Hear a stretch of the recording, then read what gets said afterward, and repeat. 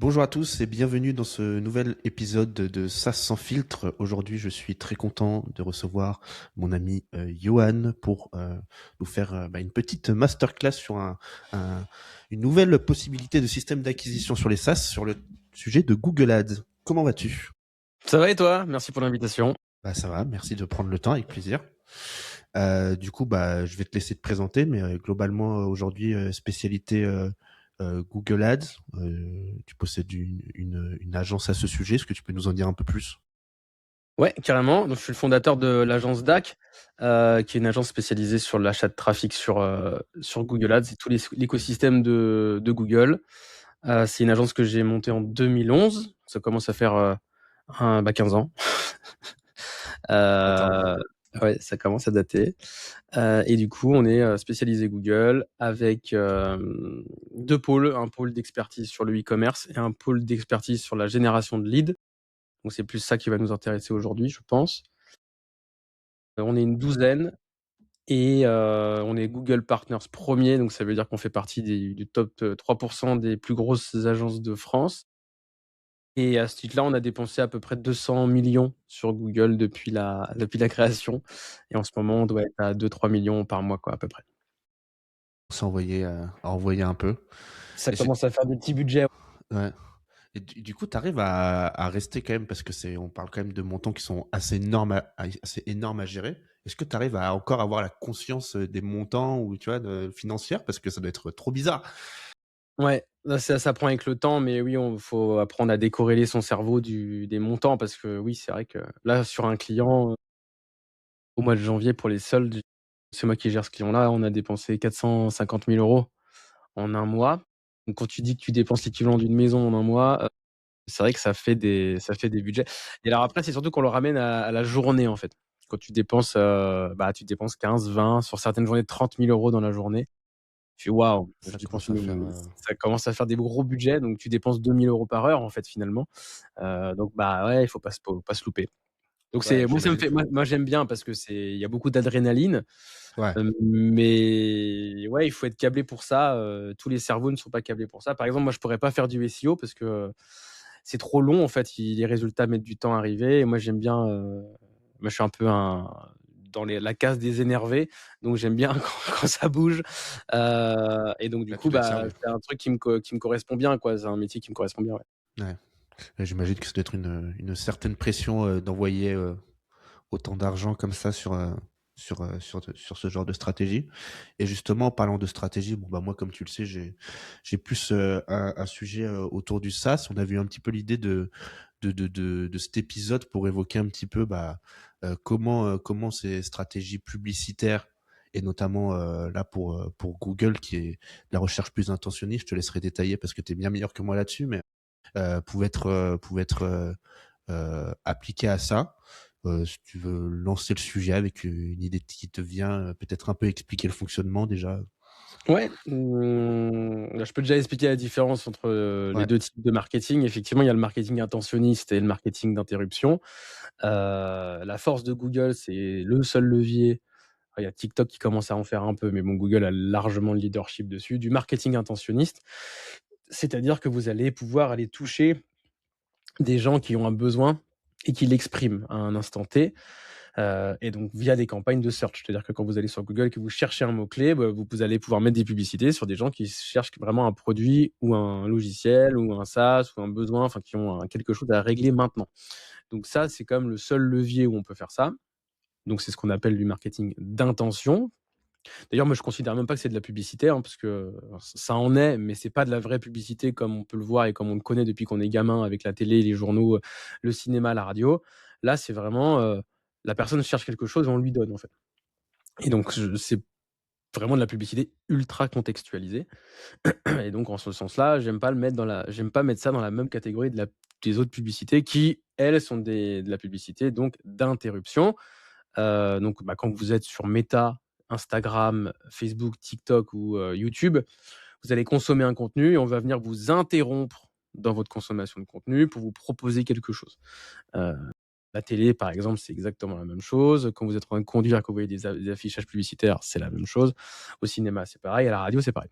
Donc le marketing d'interruption, c'est tout le marketing, c'est toute la publicité pour aller cibler des individus, mais qui sont pas forcément dans une recherche immédiate de votre produit.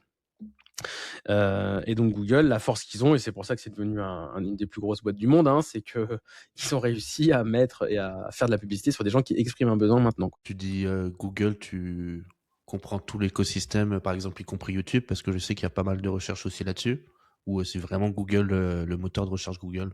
C'est plus le moteur de recherche quand même, parce que sur YouTube, quand tu vas faire une recherche, tu cherches pas un produit, tu cherches une vidéo en fait. Ouais, Tu cherches un contenu en fait. Et donc on va te venir te proposer une publicité en rapport avec le contenu que tu cherches, mais pas tu vas pas YouTube n'est pas un moteur de recherche. Enfin, c'est pas un moteur de recherche qui va te ramener sur un site, c'est un moteur de recherche qui va te ramener sur une vidéo et donc du contenu. Tu vas pas pouvoir acheter sur YouTube, en fait, directement. Donc, tu vas pas pouvoir t'inscrire à un webinaire, directement sur YouTube. Donc c'est un peu différent. Mais oui, effectivement, YouTube, c'est un peu un entre-deux. Après, la majorité de la publicité qui est faite sur YouTube, c'est du pré-roll, c'est-à-dire que la vidéo qui arrive avant, la vidéo que tu consommes. Donc YouTube, la partie recherche, la publicité dessus reste quand même assez faible. OK. Ouais, parce que c'est vrai que tu as raison, mais je le vois pas mal aujourd'hui, enfin, en tout cas, de ce que je vois passer, les gens ont pas mal, tendance à chercher là-dessus pour quand ils cherchent à résoudre une problématique, mais c'est plus pour avoir une solution, de contenu, comme tu dis, intéressant. Hem, si on se réfère à ce marketing intentionniste, enfin,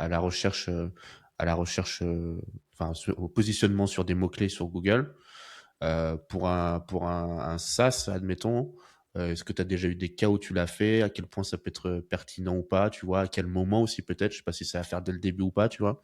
Ce genre de point. Alors, le marketing d'intention et le search, c'est que ce soit pour un SaaS ou n'importe quel business d'ailleurs, c'est, un des meilleurs moyens de tester son business en fait, puisqu'on va pouvoir aller, chercher trouver des clients et des prospects qui vont chercher exactement ce que je propose. Donc, on va aller chercher du trafic qualifié. Alors on va le payer un peu cher, mais ça permet de voir quel est le taux de transformation sur mon site, de mon SaaS. Alors je sais pas si tu as un exemple de SaaS. Nous, on avait posté sur du CRM typiquement. Donc c'est un SaaS, hein. C'est-à-dire que la personne, s'abonne au logiciel et elle rentre ses clients, ses prospects et puis voilà, elle utilise le SaaS.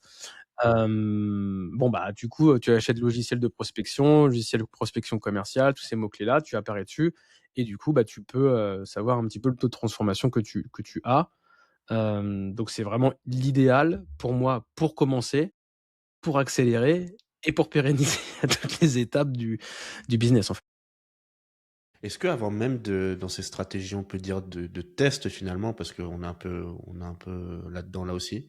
Est-ce qu'avant même d'investir de la pub, je crois qu'il y a des outils qui existent sur YouTube où déjà tu peux faire un peu analyser les mots-clés pour voir s'il y a de l'intérêt là-dessus ou pas, quoi. Parce que ça peut être aussi, j'imagine, une manière enfin, un élément en plus pour se dire, ah bah, est-ce que ça peut être pertinent d'aller dans un produit, par exemple, je dis n'importe quoi. Oui, à la création du SaaS, ouais, Ouais, même voilà. avant de le créer, Ouais, effectivement. voilà. Effectivement, pour voir s'il y a de l'attraction sur les mots-clés, effectivement. Alors, il y a des outils qui existent, il y a SEMrush qui est pas mal et il y a l'outil interne de Google Ads. Donc Google Ads, c'est la régie publicitaire de Google. Il suffit d'ouvrir un compte, chacun peut le faire, ouvrir un compte, mettre une carte bancaire dedans et en fait, du coup, on a accès à l'outil de prévisualisation des mots-clés pour voir, sur certains mots-clés, bon, bah, voilà, logiciel de prospection, c'est tapé combien de fois par mois, combien ça coûte à peu près le prix du clic et donc commencer à faire ses premières estimations. Par contre, alors sur alors il y a certains SaaS, ça va être, comment dirais-je? On va pouvoir, avoir une estimation et lancer assez rapidement. Il y a quand même certains, domaines du SaaS et c'est pour ça que c'est très intéressant de faire du marketing intentionniste et que ça marche, mais sauf qu'il y a certains secteurs où c'est extrêmement cher. Typiquement sur la partie CRM, le mot-clé CRM, logiciel CRM, ça peut monter à 10 € le clic. Parce qu'il y a Salesforce qui est devant, qui est très énervé, Pipedrive, tous ces annonceurs-là, c'est là qu'ils vont chercher leur business, en fait, hein. et donc du coup, ils payent très, très cher les clics et des fois, c'est assez compliqué. Donc je conseille quand même pour les SaaS qui vont se lancer sur des marchés ultra concurrentiels, d'arriver quand même avec quelque chose de bien fait, bien ficelé, des belles landing pages parce que les clics sont quand même chers. Et justement, toi, bah, quand tu fais cette analyse-là, est-ce que tu as des, des, des critères qui te font dire, ah bah là, c'est intéressant d'y aller ou pas, là, il y a beaucoup de volume. Je me rends pas du tout compte, est-ce que c'est de la comparaison avec le reste? Est-ce que c'est vraiment que tu as des critères fixes sur les mots-clés où tu te dis, bah là, c'est bien ou c'est pas bien, tu vois?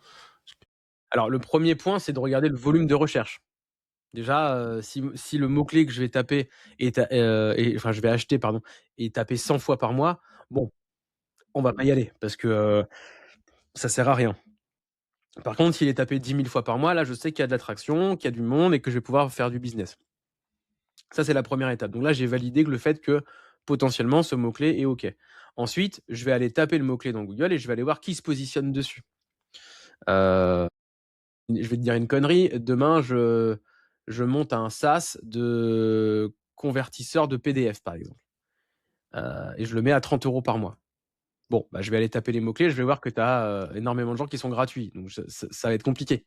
Donc là, tu vois, en fait, il faut après aller faire un benchmark concurrentiel pour dire: «OK, qu'est-ce que proposent les concurrents?» parce que c'est avec eux que je vais me battre, donc et de s'aligner dessus et d'avoir un avantage concurrentiel par rapport à eux. Donc Ok. ça, c'est les 2 premières étapes et après, une fois que après, j'ai envie de dire, presque peu importe le prix du clic, si je suis concurrentiel par rapport aux gens qui sont là, je vais transformer. Le prix du clic est souvent directement corrélé au taux de transformation et à l'ARPU, Average Revenue Per User, Lifetime Value sinon, que je vais avoir de mon internaute.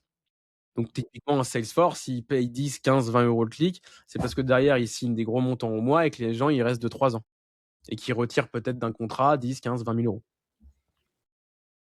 Après, il faut quand même aussi se dire: «Tiens, sur certains marchés, si justement j'ai des grosses machines américaines comme Salesforce qui sont devant, je sais que ça va être compliqué». Parce qu'eux, ils sont cotés, ils ont des investisseurs derrière. Et voilà, politique de la terre brûlée, ils bombardent comme des fous, donc des fois, c'est un peu compliqué de se positionner. Voilà, donc faut regarder, est-ce qu'il y a du volume? Et 2, qui est en face? Est-ce que je suis compétitif? 3, dans ce qui est en face, est-ce qu'il y a des gros mastodontes qui font que ça va être compliqué, il y a une grosse barrière à l'entrée? Et le marché, quand tu te positionnes comme ça, il est genre global, mondial à Google ou c'est genre national, par exemple, quand tu te positionnes? Quand tu te positionnes, ça peut être même local. C'est-à-dire que tu peux faire des campagnes sur ton département, sur ta ville, voilà. Parce que je me dis, il y a peut-être, même s'il y a des mastodontes américains, bah, certes, ils sont forcément bien positionnés en France parce on les utilise beaucoup et il y a un marché, mais je me dis, il y a peut-être des pays où ils C'est sont exactement mmh. moins en place que d'autres, tu vois. C'est ça qui est intéressant avec les SaaS et pour le coup, c'est ce qu'on faisait avec le client qu'on accompagnait sur les SaaS, c'est qu'on avait, des campagnes dans le monde entier, en fait. Donc on payait 10 € le clic en France, mais on payait 30 centimes le clic en Inde et 25 centimes au Brésil, et 2 € en Norvège. Enfin, tu vois, tu peux avoir donc du coup, si tu traduis ton SaaS et que tu traduis ton ou tu le laisses en anglais, hein, tu as beaucoup de pays qui sont anglophones. Tu peux déjà taper beaucoup de pays et avoir des stratégies, alors à chaque fois, ça demande des budgets, hein, d'aller tester chaque pays, mais la force d'un SaaS, c'est que c'est pas du e-commerce ou c'est pas un service local, c'est que ça peut être, dans le monde entier finalement. Et dans les tests comme ça, justement, donc là, on a vu qu'on pouvait avoir une étude de mots-clés pour avoir un petit peu des signaux et voir si c'était intéressant. Est-ce que peut y avoir je sais pas, un schéma de test où, même sans forcément directement rediriger sur un produit qui s'est fait, tu vois, par exemple, je me dis demain, il y a un gars, il a un peu de budget et il veut tester, je sais pas, un marketing ou un angle ou quelque chose avant même de développer le produit pour voir s'il y a un intérêt, tu vois. Est-ce que tu as un truc comme ça avec Google où tu pourrais le faire en mode, je sais pas, tu rediriges juste sur une LP avec un formulaire ou j'en sais rien, tu vois? Est-ce qu'il y a des choses comme ça qui se font pour pouvoir tester aussi ou? Alors on peut, hein, tu peux très bien monter une, fausse LP, voir le trafic que tu as dessus et puis derrière, inscrire et voir le taux de transformation que tu as à l'inscription. Maintenant ça va être c'est de l'argent mis par les fenêtres par contre, puisque derrière du coup tu vas rien faire d'élite, quoi. Donc c'est possible, mais je pense que déjà de faire le travail d'analyser quel est le volume de recherche, combien ça coûte à peu près un clic, qui est en face, est-ce que je suis compétitif? Déjà, c'est déjà un bon tu as déjà un bon truc, quoi. si tout ça c'est ouvert, bah, il faut y aller, ça peut que marcher en fait. Mmh. Intéressant. Et du coup, quand tu fais un funnel de ce type, euh, tu te positionnes sur un mot-clé, le mec clique sur un lien. Est-ce que tu vois des funnels particuliers à faire suivre le lead pour qu'il se qualifie et qu'il aille jusqu'à la conversion à la fin? Ou est-ce que c'est des modèles assez basiques où tu vas sur ta LP, tu as ton formulaire souscription ou des choses comme ça, tu vois? Je sais pas, même s'il y a peut-être des ressources à mettre particulières sur les pages qui peuvent aider à qualifier ce genre de choses. Alors, on est sur du marketing intentionniste, donc les gens, ils ont exprimé un besoin. Donc il faut les amener sur une page où on répond à leurs besoins tout de suite. Donc c'est pas, une VSL de 2 heures pour expliquer comment est le produit, c'est, vous cherchez ça, nous avons la solution, bam, bam, bam, éléments de réassurance, des avis clients, de ce qui a été, des gens qui ont pris le produit et un formulaire d'opt-in quoi, hein, pour au moins mettre nom, prénom, email, numéro de téléphone, je m'inscris.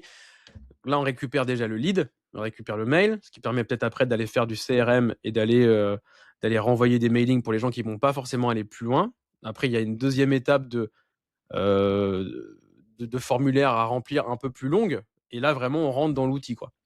Mais ce qui est bien, c'est de le faire en 2 étapes. Une première étape où on va aller remplir, récupérer le lead, donc au moins le numéro de téléphone et le mail, le nom, prénom. Ça permet d'ailleurs peut-être d'aller call ou d'aller faire une campagne d'emailing et ensuite deuxième étape, d'aller, demander plus d'informations pour tester l'outil. Donc faire un essai gratuit peut-être, essai gratuit pendant 10 jours, puis après, le prix. Ça dépend après des business models et genre ça revient au deuxième point que je disais tout à l'heure, d'aller comparer ce que font les autres. Si tout le monde sur le marché propose un essai gratuit et que toi tu arrives, tu en proposes pas, il y a peu de chances quand même que tu fonctionnes, en fait. Si personne sur ton marché propose un essai gratuit et que toi tu arrives et que tu en proposes un, tu as peut-être la chance de rafler le marché. Ou ça veut dire que les autres ont testé et que ça fonctionne pas. Voilà, il faut, dimensionner après en fonction de si tu donnes un essai ou pas à l'internaute.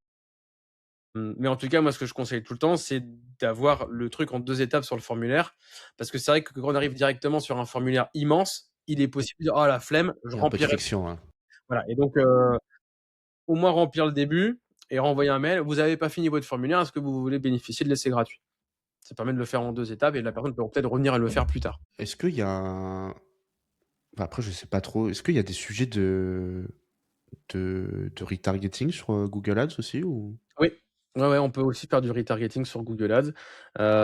Dans le SaaS aussi, ça peut être pas mal, de faire du retargeting, il y a plein de scénarios possibles, hein. Bon, c'est évidemment d'aller retargeter les gens qui sont venus sur le site, qui ont regardé la page et puis qui ont pas, démarré l'essai. Donc ça peut être un premier point. Après, ça peut être d'aller remarketer les gens qui sont en essai, en leur disant, offre spéciale, si tu t'abonnes maintenant 1 an au lieu de 6 mois, tu vas payer moins cher, machin. Donc ça peut être des scénarios aussi de nurturing en CRM. Mais oui, on peut faire du remarketing sur Google Ads, et donc le remarketing est fait sur l'ensemble du réseau, du coup, d'interruption de Google. Donc c'est Gmail, c'est le réseau display. Quand vous allez sur le Bon Coin, il y a souvent des publicités sur les côtés, c'est Google. YouTube, le réseau Discover, les applis de Google, tout ça, on peut faire du remarketing dessus, ouais. Est-ce qu'on est... Parce que, euh, admettons, on a un client qui s'est abonné, par exemple, il reste quelques temps, machin, etc. Bon, nous, dans le produit, souvent, on a tendance à essayer de mettre des éléments pour que il reste avant de vraiment annuler son abonnement, tu vois. Et dans le cas où vraiment il ira annuler son abonnement, est-ce que là, même là, tu peux avoir des stratégies pour peut-être le repiquer ou même, je sais pas si c'est intéressant du coup. Ah bah, c'est une personne qui est abonnée et qui, se désabonne. Bon, déjà, il y a beaucoup de choses à faire sur le site, hein. Êtes-vous Oui, sûr? Pourquoi? en Est-ce qu'on amont, peut oui. vous faire un discount? Machin. Si il désabonne vraiment, bon, bah, c'est déjà des politiques de mailing, de faire de l'emailing pour aller essayer de le rattraper et après effectivement, peut-être quelque temps après, d'aller lui proposer, 2-3 mois après: «Bon, bah, tu t'étais désabonné, on te propose une offre» et là, ça part en remarketing. On avait bossé pour de l'antivirus à un moment donné, et les antivirus, tu sais, c'est des périodes d'1 an et après il Hmm. faut renouveler. On remarketait tous les gens 11 mois après leur achat en leur disant: «Dans 1 mois, c'est fini. Ouais, juste avant qu'il se Ah voilà, désabonne, ouais. juste avant que ça churn, tu vois? En disant, bah, voilà, c'était du remarketing anti-churn, en fait. C'était de leur dire: «Bon, bah, les gars, votre abonnement va se terminer. On vous propose un discount de 30 maintenant si vous vous engagez à repartir sur 1 an». Et ça marchait bien. Donc ça en termes de SaaS, c'est pas mal parce que ça permet du coup d'aller réabonner. En fait, la difficulté dans les SaaS, c'est que les coûts d'acquisition des clients sont très élevés, donc il faut essayer de les faire rester le plus longtemps possible. Et ça, Ouais, ce que j'étais on en a train la de me même dire. logique, dans les compléments alimentaires. C'est un SaaS e-commerce, en fait, un complément alimentaire. C'est que tu vas acheter tes protéines un mois et le mois d'après, tu vas en reprendre. Et en fait, l'idée, c'est de faire rester la personne le plus longtemps possible.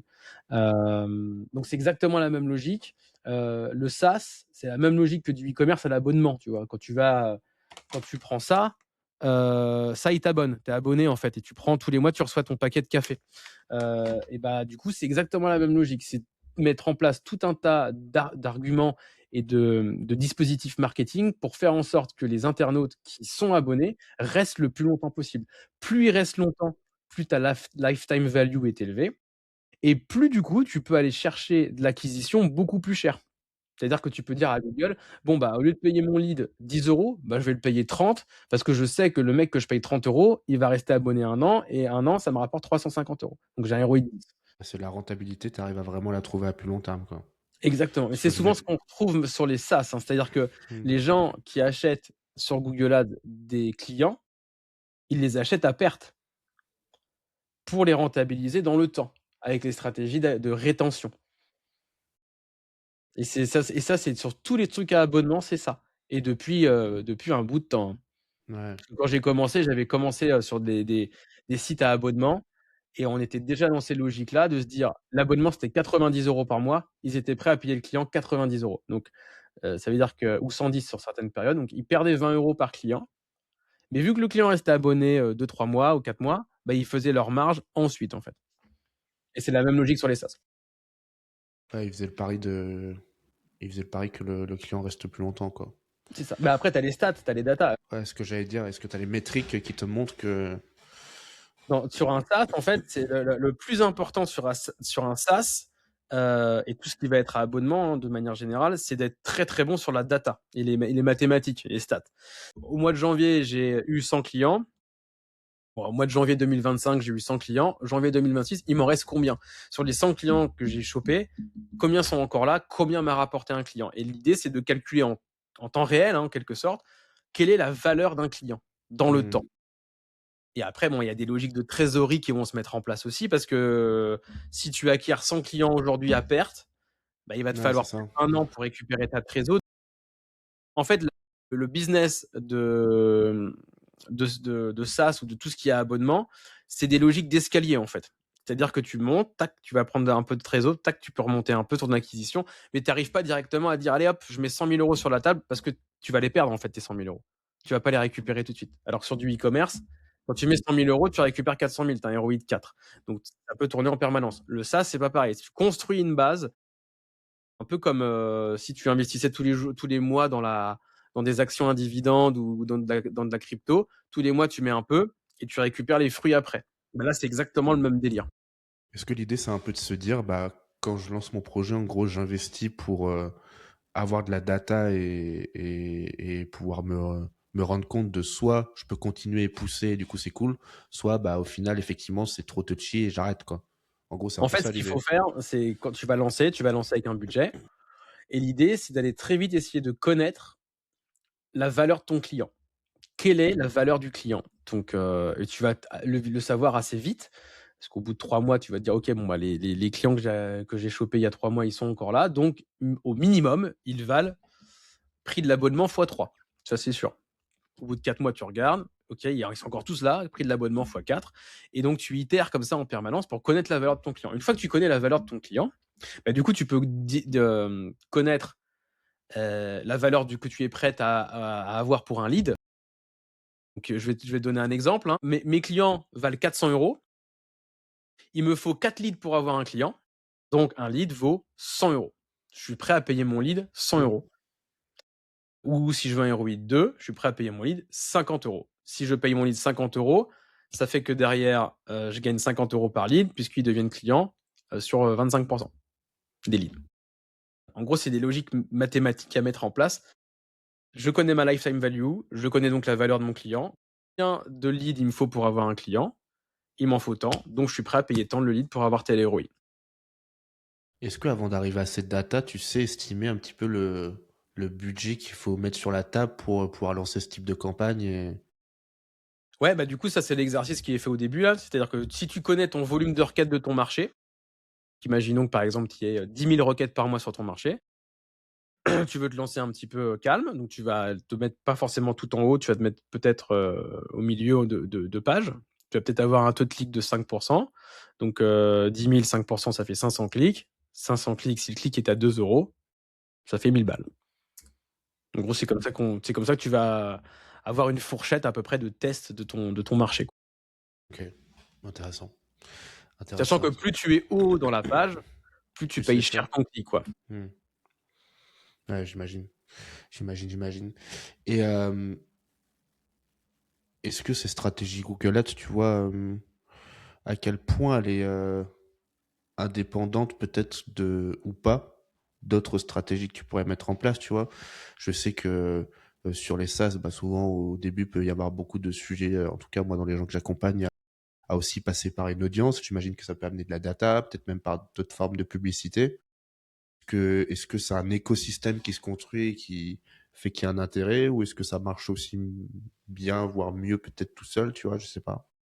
Alors l'idée, non, c'est que tous les réseaux, tous les leviers, s'entraident en fait, hein. C'est-à-dire que, donc déjà à l'intérieur de Google, effectivement, il y a le search comme, on l'a expliqué, mais le search, il y a le search gratuit, il y a le search payant. Donc déjà le SEO, il faut travailler son SEO pour essayer C'était une de question que j'avais. remonter, voilà, essayer de remonter gratuitement sur certains mots-clés.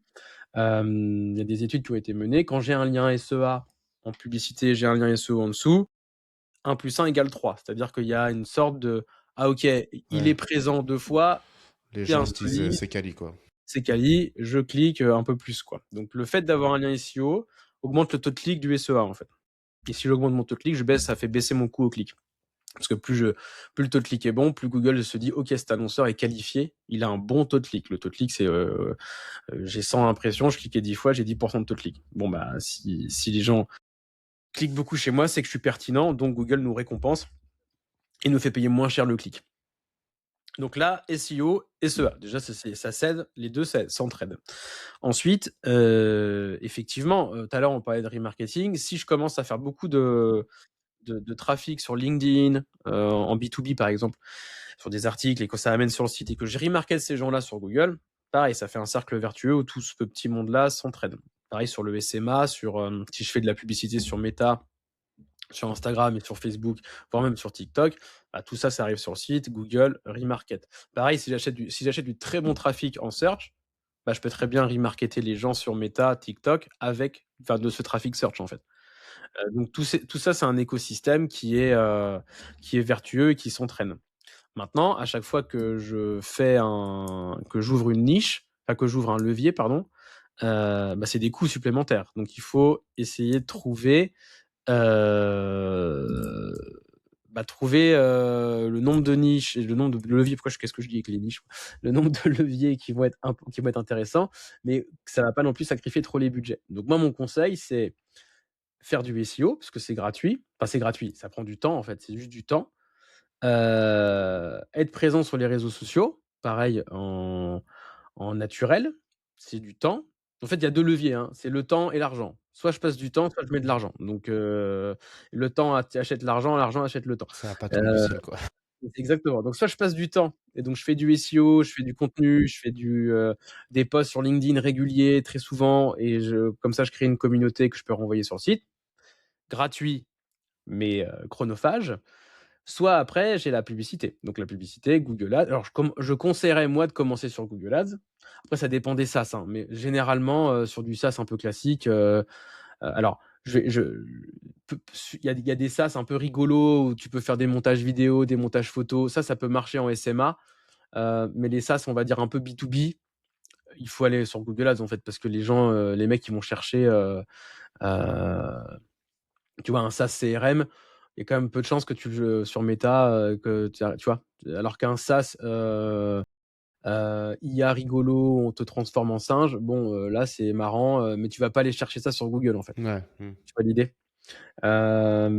Donc les sources gratuites, mais qui prennent du temps et les sources payantes, qui sont immédiates, mais par contre qui coûtent de l'argent. Donc moi je commencerai par Google Ads en search et après effectivement une fois que la machine est lancée et que la pompe à clients est enclenchée, après développer les autres sources de trafic au-dessus.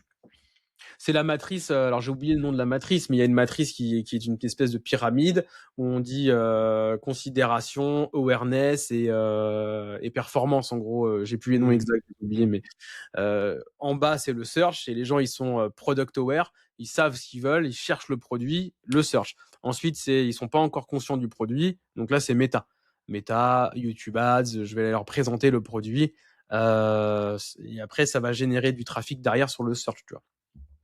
Donc commencer déjà par la performance, les gens qui cherchent ce que je vends, et ensuite partir sur des gens qui ne connaissent pas le produit.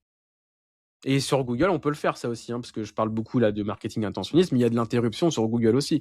Les YouTube Ads, il y a une campagne sur Google qui s'appelle Demand Gen, donc ça veut dire génération de demande. C'est vraiment dans ma pyramide, hein, c'est-à-dire que en bas j'ai les gens qui cherchent et qui est la demande, et au-dessus j'ai toute la partie considération awareness. Et bah ça, c'est des gens qui ne connaissent pas le produit. Je vais les cibler et ça va générer la demande en dessous, pour le bas de la pyramide. Tu vois? C'est la télé. La télé, c'est pareil, hein, «Ah tiens, finalement, j'ai besoin d'un canapé». Je vais aller taper canapé, du coup, parce que je viens de voir une super pub sur un canapé. Et justement, pour revenir un petit peu au sujet SEO qui se complète donc avec ce que tu fais, moi souvent sur les SaaS, tu vois, je vois pas mal de gens qui en SEO, ils ont tendance à faire une stratégie un petit peu de blog, d'articles aussi, tu vois, pour, je sais pas, je dis n'importe quoi, tu prends un mec qui fait un SaaS sur du copywriting, par exemple, tu vois, il va aller écrire des articles sur comment faire tel truc, machin, et puis après il va dire, bah ouais, mon super outil fait ça, allez-y, tu vois. Bon, ça, c'est le côté SEO qui peut être cool pour remonter gratuitement dans les pages, comme tu dis. Mais est-ce que, par exemple, quand tu te positionnes sur des mots-clés via le Métier. Google Ads, Google Mmh. Search, euh, tu, tu pourrais avoir tendance à aussi rediriger quand même sur ces mêmes articles pour apporter de la valeur à la personne qui cherche, ou alors plutôt rester sur les stratégies, comme on disait au début, direct de LP, ce genre de choses, tu vois. Alors il Sur faut des faire mots-clés spécifiques, j'imagine, plutôt, parce que si tu les mets copywriting au global, c'est peut-être pas intéressant, mais genre. ouais, logiciel copywriting, par exemple. Alors, en fait, sur Google, il y a 2 typologies de campagnes. Hem, non, il y a pas 2 il y a pas 2 typologies de campagnes, il y en a beaucoup plus, mais sur ta question, ça m'amène à 2 typologies de campagnes. En fait, on va revenir toujours au même point, c'est quelle est la valeur de mon lead? Combien je suis prêt à payer un lead? Si j'achète le mot-clé formation copywriting ou logiciel copywriting, le clic va être à 2, 3, 4 euros. Donc je peux pas renvoyer sur un article parce que les gens, ils vont lire, ils vont se barrer. Donc là, c'est très cher, donc les gens, ils cherchent le truc, ils ont pas besoin qu'on leur explique la vie, ils veulent le logiciel. Donc là, effectivement, je vais aller faire ma campagne de search avec ma LP sur ces mots-clés très intentionnistes qui, expriment vraiment un besoin. Là, on va aller, mettre une LP: «Inscris-toi, c'est ici que ça se passe», et voilà. Donc ça, c'est des mots-clés SIA, d'ailleurs qui sont, très, très, difficiles à avoir en SEO, voire impossibles. Parce que, il y a beaucoup trop de concurrence et avoir du trafic gratuit sur des mots-clés à 2 €, c'est incroyable. Donc tout le monde veut y aller, donc il y a une concurrence de dingue, donc il y a que les très, très gros du marché qui y vont. Donc ça, c'est le premier point.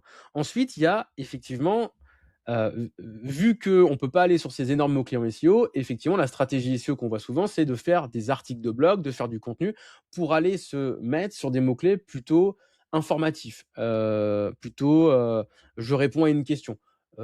Quelle est la stratégie idéale pour faire du copywriting? Comment, à quelle heure poster sur, LinkedIn? Ça, Tous c'est un ces mots mot-clé pour toi, ça? Oui, ça c'est des mots-clés. Ok. Ça c'est des mots-clés, quand poster sur LinkedIn?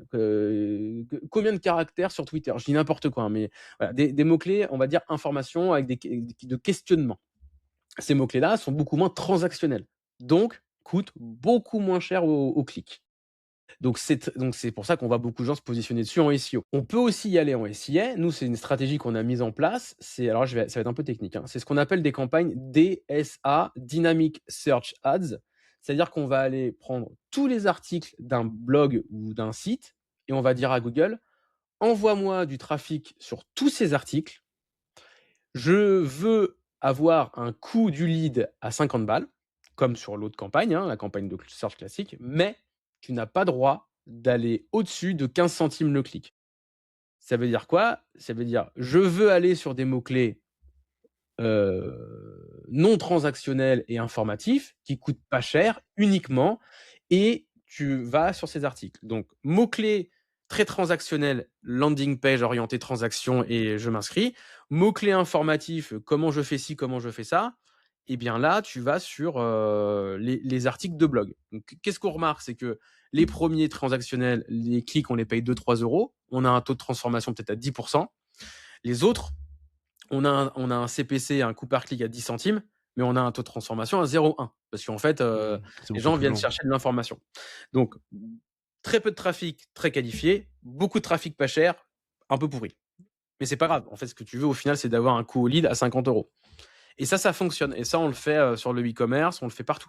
Par exemple, je reparlais des compléments alimentaires. Quand tu as un blog de compléments alimentaires, tu vas répondre aux questions comment m'entraîner, quand faire mes abdos, c'est quoi des protéines, quand est-ce que on peut manger du sucre. Donc toutes ces questions-là, boum, tu les envoies en SIA, en DSA, du coup, comme je disais. Et là, tu vas faire énormément de trafic à pas cher.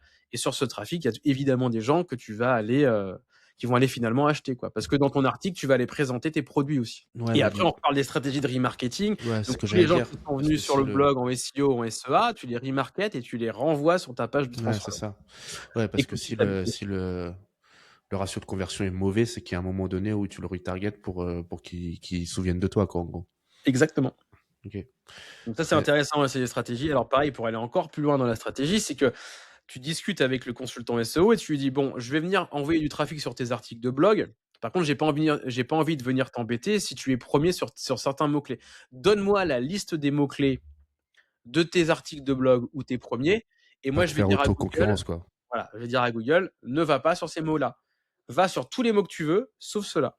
Et du Hmm. coup, ça fait une stratégie, gagnant-gagnant, pour le site et pour, SEO, SEA, ils se cannibalisent pas, quoi.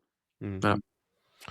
Et en stratégie, dans tes campagnes, est-ce que tu vois un ratio à respecter entre des campagnes où tu vas te placer plus sur des mots-clés, comme on disait, transactionnels ou des mots-clés informatifs? J'imagine que le transactionnel, c'est le plus élevé, je suppose. Mais peut-être pas, peut-être que je dis une connerie. Je sais pas. Alors, ça dépend. Là, j'ai pas de réponse parce que ça dépend de plusieurs paramètres. Ça va dépendre, de l'écart de prix entre les 2 typologies de mots-clés et ça va dépendre surtout de la qualité du blog.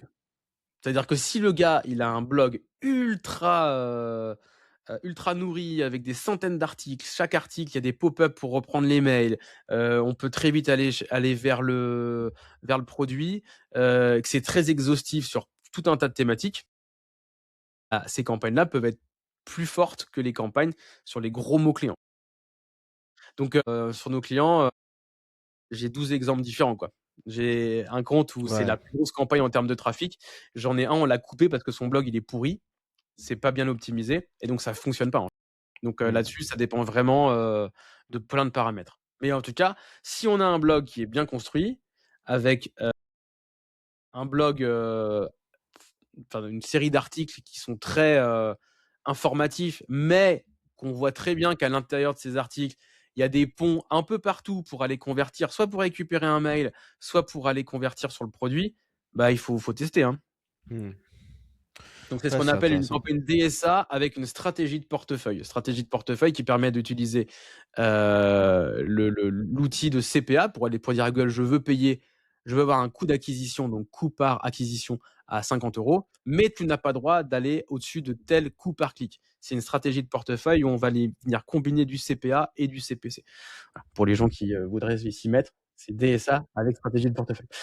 Ça, j'étais en train de me dire, franchement, on me dit que moi, mon métier, il est technique, mais quand je t'écoute parler, excuse-moi, mais Ouais, il y a un on a sujet que quand même, hein. On a quelques acronymes, ouais, ouais, ouais. Ouais. Bah, après c'est pas compliqué, c'est pas très Ouais, il faut c'est très comprendre technique, les c'est pas mais oui, il y a plein d'acronymes et il y a plein de pièges partout, en fait, qui font que parce que c'est vrai que si tu lances une stratégie de DSA normale, tu vas acheter du trafic très cher pour des articles, où tu vois? Donc faut vraiment faire attention à bien, dire ces pages-là, c'est pour le trafic cher, ces pages-là, c'est pour le trafic pas cher. Si tu fais l'inverse, alors là, c'est foncer dans le mur, quoi, hein.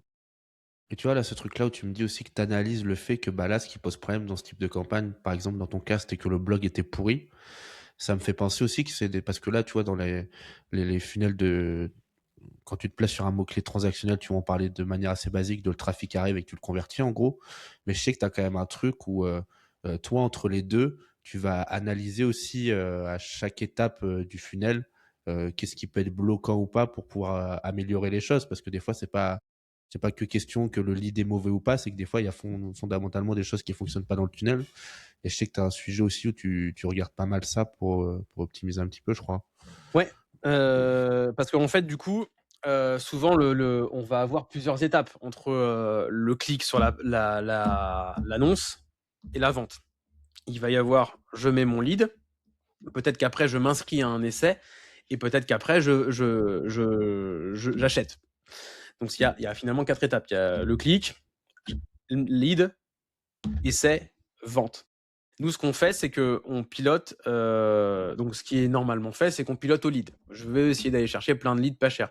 Sauf que cette façon de piloter-là, maintenant, elle est obsolète et je dis toujours ça de manière un peu provocante, ceux qui pilotent comme ça vont mourir dans pas longtemps. Enfin, pas mourir vraiment, mais leur business va s'écrouler. Parce qu'en fait, ce qui se passe, c'est que, c'est comme si quand on pilote comme ça, c'est comme si sur le e-commerce, on pilotait à l'ajout panier. En fait, on s'en fout que les gens ajoutent au panier. Ce qu'on veut, c'est qu'ils mettent leur carte bancaire et qu'ils achètent le produit.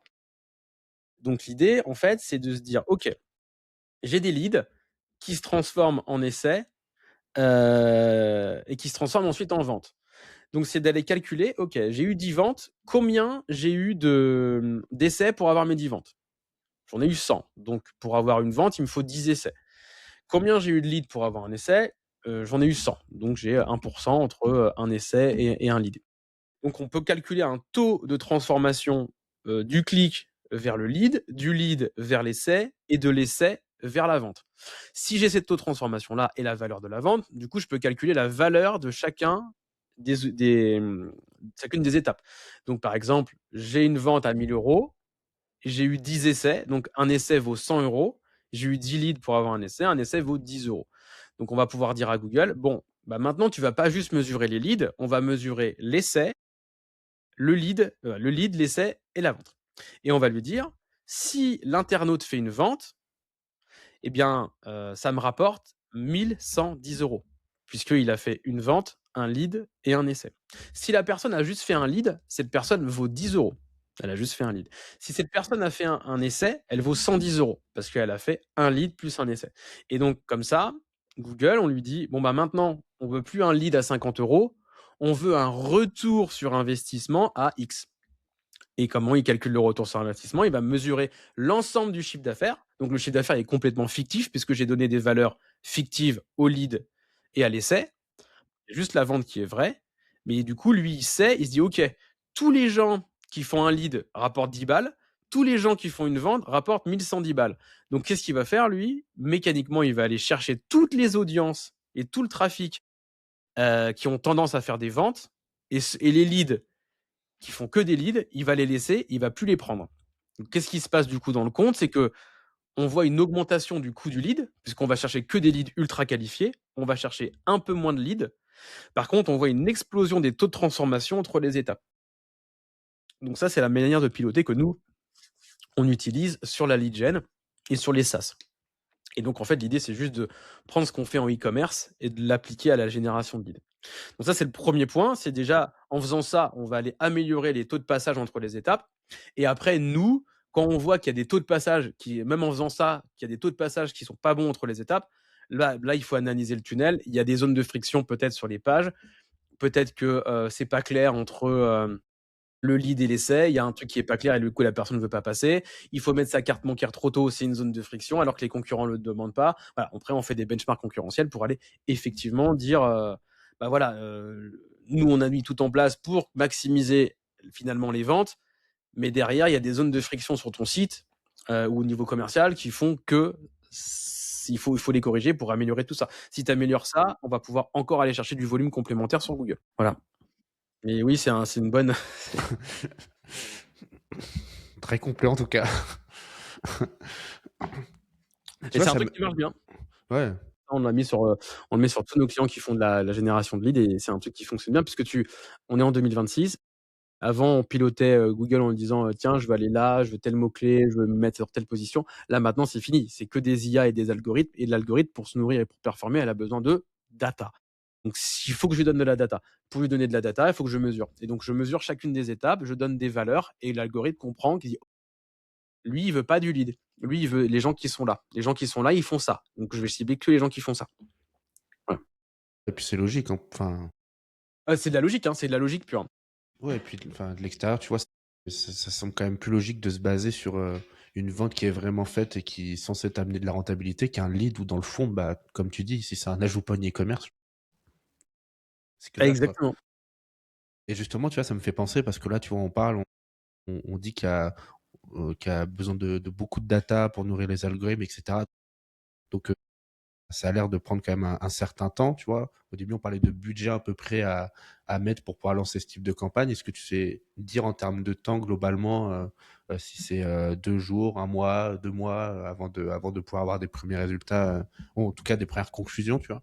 Ouais. Ok. Alors sur le search, on peut avoir des résultats et des conclusions assez rapides, donc 2-3 semaines. Déjà, on peut avoir des conclusions assez rapides. Après, pour monter toute la mécanique que je viens d'expliquer là, avec chaque étape, machin et tout, là, ça prend un peu plus de temps parce qu'il faut de la donnée sur l'ensemble du tunnel en fait. Donc là, Hmm. il faut à chaque fois qu'il y ait de la donnée suffisante. C'est-à-dire que si j'ai 10 leads, 2 essais et une vente, l'algorithme il va pas y arriver là. Hmm. C'est trop peu. Il faut quand même qu'il y ait un peu de data sur chacune des parties pour que l'algorithme comprenne en fait. Pour pas qu'il y ait des effets genre, ah, il y a une vente, poum, il y a une explosion du chiffre d'affaires, l'algorithme s'emballe, il y a plus de vente. Voilà. Donc il faut que ce soit assez stable en fait. Hein. C'est bien d'avoir minimum 15-20 ventes par mois pour pouvoir mettre ce dispositif en place. Ok, très intéressant. Bon. Bah écoute, moi j'ai l'impression que de ma connaissance, on a fait pas mal le tour. Après, je sais pas si tu vois d'autres points à aborder par rapport à ça, mais Ben non, je pense qu'on a fait le tour. Hein. J'ai livré nos secrets de pilotage. Donc, grave. Les secrets du Google Ads. exactement. Donc, Non, non, mais c'est c'était bien. Bah, après, ouais, si tu as d'autres questions, moi, j'y réponds avec plaisir. Mais oui, on a fait un bel overview là. Non, bah, je pense que ça a donné déjà pas mal de pistes pour pouvoir se lancer dans ce système d'acquisition-là, en tout cas.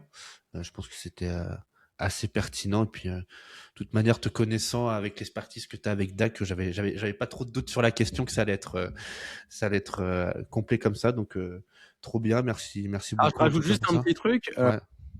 Ce que je viens d'expliquer avec le pilotage, lead, toutes les étapes, là, c'est applicable sur Google Ads, mais aussi sur n'importe quelle régie publicitaire. Hein. Ce Hmm. que je dis là est valable pour du Meta aussi, puisque Meta, c'est pareil, c'est des algorithmes qui sont derrière, qui ont besoin de données. Donc, et souvent, on plug un outil de CRM directement dans les plateformes. Donc, avec par exemple les infopreneurs, on bosse avec Airos.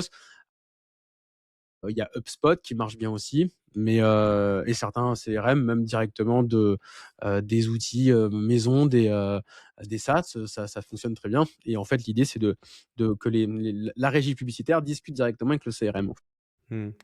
Mais sur du marketing, peut-être plus côté méta, il y a peut-être besoin d'avoir un peu plus de volume euh, pour parce que comme c'est des Je gens que tu coupes, tu vois, il y a aussi ce phénomène-là où là, a priori, j'imagine que tu as quand même plus confiance du côté de Google Ads à obtenir les leads sur lesquels tu vas te positionner puisque c'est de l'intentionniste que sur Sur Meta où comme c'est l'interruption, de ça la... marche encore mieux. Hein. Sur l'interruption, ça marche encore mieux parce que sur de l'intention, les gens sont déjà plus ou moins qualifiés parce ils se sont qualifiés eux-mêmes en tapant le mot-clé. Sur de l'interruption, bah, il faut trouver la bonne audience. Et pour trouver la bonne audience, Hmm. il faut qu'elle ait la bonne data. Donc, ce que je viens d'expliquer là, c'est encore plus valable sur de l'interruption. Donc, sur Ouais, du mais ce que je voulais Meta, dire, c'est que tu as du besoin quand YouTube, même il faut de la donnée. d'avoir beaucoup de volume pour pouvoir Mm. obtenir la data correcte, quoi. Exactement. Le volume de clics, ouais. Après, les clics coûtent moins cher en interruption, donc ça peut aller plus vite. Ouais, trop bien. Bah, hyper intéressant en tout cas. Bah, si on a envie de te retrouver, où c'est qu'on peut te... Je sais que Alors tu te soit on lances pas tape mal dans agence la création de contenu.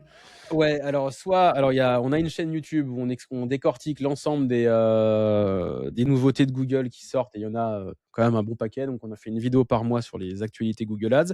Donc c'est YouTube, c'est Agence DAC. Si on veut nous contacter sur Google, on tape Agence DAC et on est là à la fois en SEO et en SEA. Il applique son travail à sa boîte quand même. Ouais, tu sais que ça fait que quelques mois, hein, donc Ah, avant. ah, tiens, d'ailleurs, c'est une bonne question ça. Est-ce que tu te positionnes sur ton branding aussi ou uniquement Maintenant, sur oui. le... Alors maintenant, oui, parce que avant, j'avais pas besoin, mais maintenant, il y a des gens qui achètent mon nom, donc qui achètent Yoann Elias pour piquer mon trafic. Donc je m'achète pour me défendre en fait, et pour pas qu'on Ok. vole les gens qui me cherchent. C'est Donc un oui, conseil que tu donnes ça du coup quand même sur des oui, marchés un peu concurrentiels. oui, complètement. Il faut s'acheter pour au moins se défendre.